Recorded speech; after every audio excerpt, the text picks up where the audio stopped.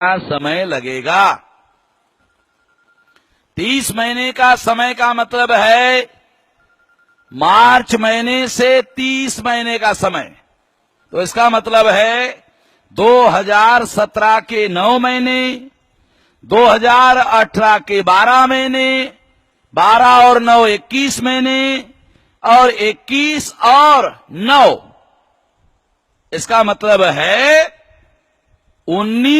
2019 के सितंबर महीने में ये मशीनें आएगी, ऐसा चुनाव आयोग कह रहा है।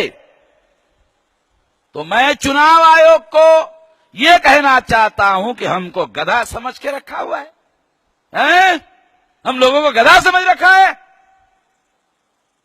इसका मतलब ये है 2019 के चुनाव में भी तुम नरेंद्र मोदी को घोटाला करके चुनवाना चाहते हो।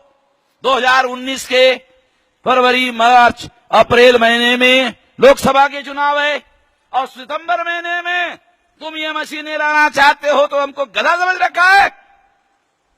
बिल्कुल बर्दाश्त नहीं किया जाएगा। तुम्हारी ये बदमाशी हम समझ रहे हैं। ये ध्यान रखना, तुम्हारा पाला वामन मेश्राम से पला हुआ है, किसी गधे से पड़ा हुआ नहीं है।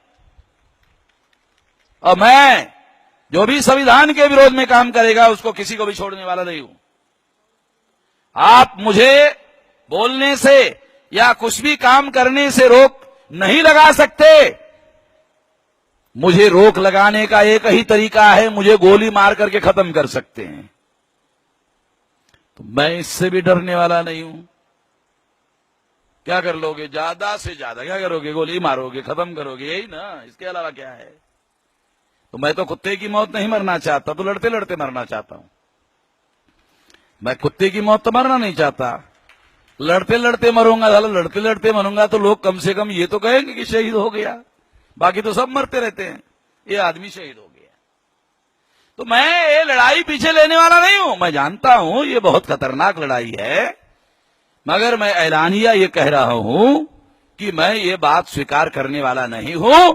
2019 का चुनाव पेपर ट्रेल मशीन लगाकर होना चाहिए। नहीं लगाते हो, बैलेट पेपर लगाओ। मैं तुम्हारी बात मानने वाला नहीं हूं। सुप्रीम कोर्ट में भी लिख कर देने वाला हूं। इसलिए साथियों, ये सारा मामला ईवीएम मशीन में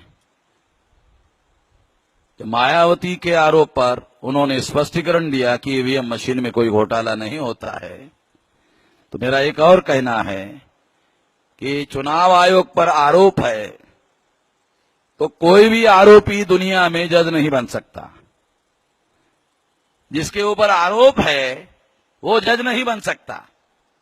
कोई तीसरे आदमी को जज बनाना होगा और निर्णय लेने का अधिकार तीसरे आदमी को देना होगा। इधर चुनाव आयोग पर आरोप है और आरोपी खुद ही फैसले कर रहा है, नहीं नहीं नहीं, नहीं ये मशीन ठीक है। अरे तुम्हारे ऊपर आरोप है, तुम खुद ही जजमेंट दे रहे हो। कोई तीसरे आदमी को नियुक्त करो, वो एक्सपर्ट होनी चाहिए, टेक्निकल, और वो ज्यादा हो यूनाइटेड नेशंस ऑर्गेनाइजेशन के लोग बुलाए जाए। तुम किसी पंडितों को खड़ा कर दोगे, उस पर हमारा विश्वास नहीं है, क्योंकि केस मेरी है, मेरी तसल्ली करनी होगी। यहां तो मैं डायरेक्ट कह सकता हूं मुझे न्याय चाहिए। और फिर वामन मेश्राम थोड़ी है। वामन मेश्राम नेशनल प्रेसिडेंट वामन मेश्राम है, भारत मुक्ति मोर्चा। हाँ, तो मैं कोई अकेला नहीं हूं। और ये लड़ाई अब मैं सड़कों पर लेके जा रहा हूं। अब इन बदमाशों को मैं सड़कों पर निपटूंगा। केवल न्यायपालिका में लड़ाई लड़ने से शायद पूर्णतः न्याय मिलने की संभावना नहीं है।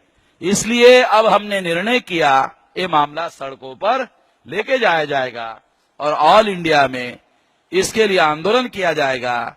मैं आप सभी लोगों को ये अनुरोध करता हूं कि इस आंदोलन में, लोकतंत्र बचाओ के आंदोलन में, आप सभी लोगों का साथ सहयोग चाहिए।